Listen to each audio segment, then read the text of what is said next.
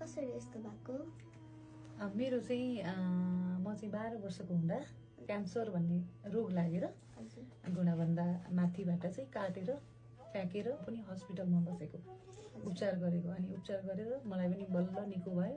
अनि त्यस पछाडि म पनि अनि यस्तो कृत्रिम खुट्टा लगाएर अनि स्कुल जाने आउने। अहिले चाहिँ धेरै पढेको छु।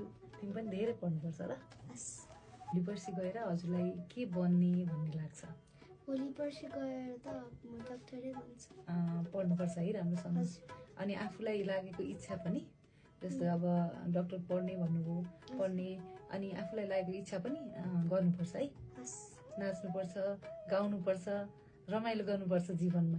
उहाँहरू कमजोर हुनुहुन्छ नि त, अनि त्यसपछि उहाँहरू टाढा हस्पिटल जानुपर्छ, पैसा खर्च हुन्छ। आफै डाक्टर बनेर आफ्नै एउटा हस्पिटल नजिक खोल्ने हुन्छ। हजुरको र मेरो कहानी पनि उस्तै उस्तै, अलिक तर थोरै थोरै फरक है।